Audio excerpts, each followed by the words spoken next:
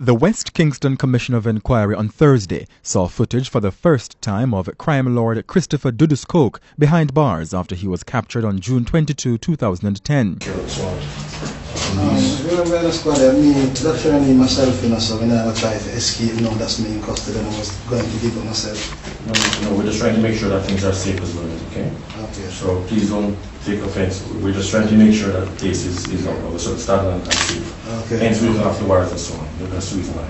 Okay. So you can just relax and understand. We're doing what we can to make sure certain things, yeah? Yeah, I need like how soon I can talk from a lawyer or something like that. That's been the platform. Imagine a man so powerful that an entire community viewed him as both protector and provider. A man who built schools, paid hospital bills, settled disputes, and handed out food to the poor. Yet, behind that image was the leader of one of the most violent international drug trafficking organizations in the Caribbean. This is the story of Christopher Dudus Coke, the rise and fall of Jamaica's most infamous don. Before we begin, please remember to like, subscribe, and leave a comment down below. It really helps the channel. Now let's begin. To understand Dudus Coke, you first have to understand Tivoli Gardens. Tivoli Gardens is a housing community in West Kingston, Jamaica. It wasn't just another neighborhood. It became the political stronghold of the Jamaica Labour Party during the 1970s. Over time, political rivalry between communities led to the rise of armed gangs that evolved into organized criminal networks. One of the most powerful of these was the Shower Posse. In late 1984, 5 people are executed in a Miami crack house. One, a pregnant woman, is found in a praying position as if pleading for her life. Investigators charge this slaughter was the handiwork of Jamaican posses that killed 1,400 people around the nation during the 4-year investigation. Authorities say the posses are so evasive, a multi-agency task force called Rum Punch 2 had to be formed. To go out and arrest large numbers of people who have been escaping because of the lack of resources and manpower. But more than half of those scheduled to be arrested are still at large. Among those, the head of the Shower Posse, Vivian Blake. If convicted, Blake faces 390 years in prison and a $15.5 million fine for his role in the Shower Posse. Shower Posse is the largest posse of some 40 that are presently active in the United States. The 62-count Shower Posse indictment unsealed in Miami today shows just how organized and violent the Jamaican drug gangs can be. In fact, after arresting only a handful of those they were looking for in South Florida, authorities say they seem to have just packed up and left as if they knew we were coming. The gang was founded by Lester Lloyd Coke, better known as Jim Brown. During the crack cocaine boom of the 1980s, the Shower Posse became notorious in both Jamaica and the United States for trafficking cocaine, smuggling guns, extortion, and murder. U.S. authorities linked the organization to dozens of killings across American cities. Police say they were forced to focus their attention on the gangs after a string of shootings and murders in the northwest part of the city last year. 1,000 officers raided 105 addresses in the GTA and Ottawa, arresting 71 people. Investigators allege a dozen of them are members of Jamaica's infamous Shower Posse, considered one of the most sophisticated and violent criminal organizations in the world. They were called the Shower Posse because, unlike the Mafia, who was known more for targeted hits, when they were after someone, they would shower an entire area with bullets, oftentimes not only killing the target, but also innocent people in the vicinity. Jim Brown ruled Tivoli Gardens with fear and loyalty until 1992, when he was arrested and faced extradition to the United States. Before he could stand trial, he died in a suspicious prison fire inside Kingston's General Penitentiary in 1992. Officially, his death was ruled accidental, but many Jamaicans have long questioned what really happened. Following Jim Brown's death, his youngest son, Christopher Coke, gradually assumed control. Unlike his father, Dudus wasn't known for public displays of violence. He preferred to lead quietly. Calm, polite, and disciplined, he projected the image of a respectable businessman rather than a feared gang leader. But appearances can be deceiving. Authorities allege that under Dudus, the shower posse became even more sophisticated. Rather than relying only on street violence, the organization expanded into international drug trafficking, weapon smuggling, money laundering, and lottery scams. Cocaine was moved from South America through Jamaica and into the United States, while guns flowed in the opposite direction. The profits were enormous. Yet, what made Dudus different from many crime bosses was how he spent some of that money at home. Residents of Tivoli Gardens often described him as a community leader. He reportedly paid school fees, bought uniforms for children, covered funeral expenses, helped families with rent, financed local businesses, and ensured elderly residents had food and medicine. If someone stole from a neighbor, Dudus's men might recover the property within hours. If two families had a dispute, his organization often settled it. Many residents believed they were safer under his rule than relying on the police. Right now, everybody's upset, everybody's just crying, everybody's just real disappointed. Because I was planning now to go to the airport anytime to pick him up. That's how much I was so positive that he was going to get a fair hearing. There's no moving forward. You see, Dudus is the light of the place. There are certain things happening in the community now that could not happen. And now that they see this is just you giving them the leeway to say, come in and kill innocent people now. Because remember, say, they have it that there's only puss, dog, and rat live in Tivoli. They don't have it, it's people live in Tivoli. So now you just leave the gate open for anybody to come in and do as they feel. Come on now. We are living here in a community with sleeping police. Because there's police here and people are dying same way and things are happening. When Dudus was here, it couldn't happen. So come on now, we don't need the police, we need Dudus. Because that's where the justice lies. He's the only one who cares about the people and the citizens of Tivoli Gardens. Nobody really cares. To critics, this wasn't generosity, it was strategy. By providing services the government struggled to deliver, Dudus strengthened his control over the community. Stand up for we help. We not give up with Dudus. We love him bad. And we are going dead for him. Loyalty wasn't simply earned through fear, it was built through dependence. As his influence grew, so did international attention. In 2009, the United States formally requested Dudus Coke's extradition on charges including drug trafficking and weapons offenses. Prosecutors described him as one of the world's most dangerous drug traffickers and alleged he directed the shower posse's operations from Jamaica. But something extraordinary happened. The Jamaican government initially resisted the extradition request. Prime Minister Bruce Golding argued that evidence used by U.S. investigators had been improperly obtained through wiretaps. Critics, however, accused the government of protecting Dudus because of his political connections and the influence he held within West Kingston.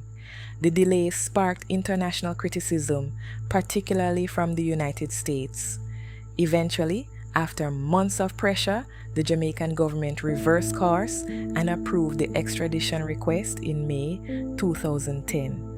Dudus refused to surrender. Instead, armed supporters fortified Tivoli Gardens. Barricades went up, roads were blocked, gunmen prepared for war. What followed became one of the darkest chapters in modern Jamaican history. 2010, the government had placed Kingston under a state of emergency because there were a lot of shootings taking place and a lot of firebombings. Places that were firebombed included police stations, and persons that were shot included police officers. So on the 24th of May 2010, the military and the police launched a wide-scale operation in the Tivoli Gardens area with the intention of arresting Christopher Dudus Coke, for whom a warrant was issued. The military and the police was faced with a lot of resistance by persons in these communities who were firing at the police and the soldiers who were trying to enter the community. They also had set up barricades around different entrances to the community where they had all different kind of booby traps set up to kill police and soldiers and other persons trying to enter Tivoli Gardens. And you know, at one point, some persons in the community who were trying to leave were even killed by persons from in the same community because they are saying that they are not loyal. They might try to run left the war. Basically, supporters of court decided that they were going to take on the government. You understand, people? They were willing to challenge the state because persons were saying Jesus died for them, so they will die for Dudus. I'm not upset with these soldiers you see out here because they're told to do what they did. They're under orders to do what the f they did. Excuse my language, scratch that. It's not right. They're leading you guys around all places where, guess what? You can't see no blood in no houses where people were killed. Tell them to take you to those houses. Where are those houses? Why is it that you guys have not seen that yet? Why don't you ask them that? It's wrong. People should not live like this. It's inhumane. You kill how many people and recover how many guns when guns is not what you came for. You came for an extradition order to extradite someone. And look how much people lost their lives. How many people? Look how many guns they recovered. Just how many people could have been fighting when you only recovered so many guns. It's not right. It's wrong. The way the security forces are dealing with the people inside here, I believe that the people are being restrained from their constitutional right, and that is not so. It should not be like that. The people in Tivoli Gardens are being treated like hostage. We are not hostage. We are human beings like everybody else outside here. How do you categorize the garrison? What is the characteristic of garrison? Is it that the characteristic of the uptown neighborhood is different from the garrison? Oh no, I don't think so. I think that we are also have a right. Is it that the poor could find a way to come out of Tivoli Gardens? They will. But guess what? To be poor is a crime. And I'm saying to the Prime Minister that it is full time that you do something about this because the people down here, they need help and they need you to intervene. God bless you in Jesus' name. And you can't come out. Who ain't gonna see my son? Who ain't gonna see my son? Murder! Murder! I can't take this no more. But me lock up too long now. Me lock up in the house like hostage. Them said don't us have as hostage, but a Bruce and the police them and destroy them. Have like hostage in the house. Them kill off the whole I will pick to them. Innocent, innocent. Not all now go on and them come do everything in here. Murder! Who ain't gonna look for my son? Who ain't come on go look for my son? Who ain't come on go look for my son? This is a murder! Murder, murder, murder! And me tell you something again, I want to mark my face. Because I don't want to go and the police them come kill me in my house. I want to come out here and look for my son. From Sunday them lock him up. And I don't know if he's dead, I don't know if he's alive. And I want to look for my son. I want to look for my son. Beat them. They must beat them. I want to look for my son. I don't want Bruce calling. Bruce calling use we and refuse we. Bruce calling must go. No more Bruce calling. They should have run him. Come switch from labor right and go NDM. Bruce calling go. The people of Jamaica don't want you. You want we dead off. I tell you some belly button I drop out. I well need some food. I want some food. I want some food. When last have you eaten? From day before yesterday. Hungry same. When was the last time you saw? Yesterday they bring 2 bags of food. And you haven't eaten anything at all since then? Who got? No one nobody get nothing from me. I'm afraid. I'm so scared. Describe what you've seen. Boy, I couldn't see nothing at all. I couldn't see. I was spear shooting, pinned down in our house, spear shooting. The best of this now, we can come out of our house and see people are come. You have 5 kids to live for, 5, and them shoot up for me. You have 2 right in the you have 2 to live for in here, not more. And the best of me right now, me and shake like leave. Then kill you. If you mention anyway, all yesterday, you couldn't touch no way. Gunshot a string from all bout. Is it your son? Yeah, my grandson. Word about his future? Yeah? What me I tell you? What amount of shot blaze? Me I tell you? Thank you, sir. All right, good. Police them are wicked. I don't want to thief. The police them. Show them the bag. The police. Them are the US. And they kill them and upstairs now. See them a bad man. They are evil. Them kill 2 men in our house.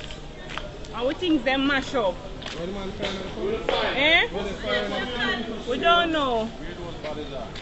After them take we out, them tell us if we're going to another house. And then afterwards we hear gunshot in our house. Them take out the bodies.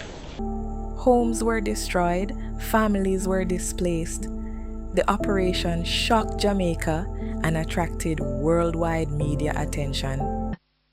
These were the armed forces on the waterfront in downtown Kingston at about 1 p.m. in position in full gear as helicopters buzzed ahead and the Coast Guard patrolled the waters. The sound of gunfire was dangerously close. The media was not allowed to go any closer. Right now the soldiers them live on the remand center top, then the Shetola Park school top, then the from the house top them and we cannot come out, then the from blood bank top, cut all the fire through the window them over here. We are going to cross the road and shop car from last night we not eat, a peer shot we can't go cross the road and we are home and helicopter drive up in the sky and that boom and pick me there. I'm in the house under my bed and I hear bomb drop. I can hear the gunshot directly surrounding each the building, each houses in Tivoli and directly shooting at them. And they're saying, put on more. That's what the police are saying. So can't make any move because they are dropping bombs from the helicopter down in the place. What must we do? This is how they deal with people and they say they're going to deal with it in an orderly manner. And they are dropping bomb in the place. Because of one man, this is not right. The helicopter is throwing grenade on the house. On the houses in Tivoli Gardens. So on the houses that they're throwing these bombs, are there people in these houses? Yes, people and kids. Children is in the house.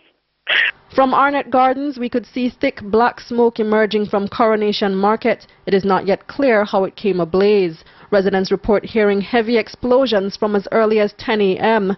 On Spanish Town Road, this woman was shot just a few feet away from our news team as we prepared for a live broadcast. A woman was just shot right next to where I'm standing. This is the scene here on Spanish Town Road and between Maxfield Avenue and Waltham Park. The shot came literally out of nowhere just moments ago. There were scores of people littering the streets here. Watching, there you go again, another barrage of heavy gunfire. The area coming under attack. Years later, a Jamaican Commission of Inquiry concluded that members of the security forces had committed serious human rights abuses, including unlawful killings during the operation. The Commission also criticized failures in planning and accountability. Despite the massive operation, Dudus escaped. For nearly a month, authorities searched across the island. Then, on June 22, 2010, police stopped a vehicle outside Kingston. Inside was Christopher Coke. According to police, he was disguised in a wig and glasses while reportedly attempting to reach the U.S. Embassy to surrender. His arrest ended one of the largest manhunts in Jamaican history. Shortly afterward, he was extradited to the United States. Initially, Dudus pleaded not guilty.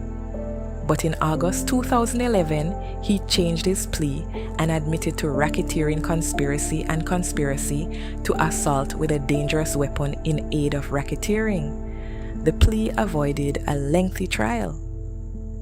In June 2012, a federal judge in New York sentenced Christopher Coke to 23 years in prison.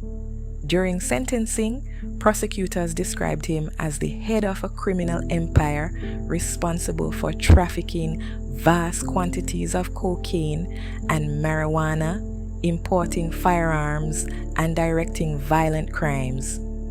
His lawyers argued that he had also supported thousands of residents in Tivoli Gardens and had shown genuine concern for his community.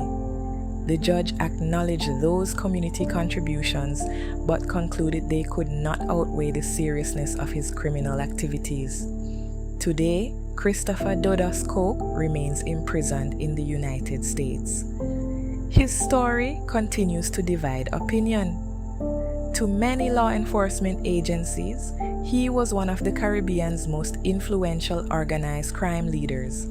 To many former residents of Tivoli Gardens, he remains the man who fed families, paid school fees, and brought order where they believed the state had failed. That contradiction lies at the heart of Christopher Coke's legacy. He wasn't simply a gangster. he wasn't simply a benefactor, he was both. His rise exposed how poverty, politics, and organized crime became deeply intertwined in parts of Jamaica for decades. His fall demonstrated the enormous human cost of confronting that system after it had become deeply rooted. Christopher Dudus Coke's story isn't just about one man, it's about how power fills a vacuum. When governments cannot consistently provide security, opportunity, and basic services, others often step in. Sometimes those people become heroes, sometimes they become criminals, and sometimes, like Dudus Coke, they become both.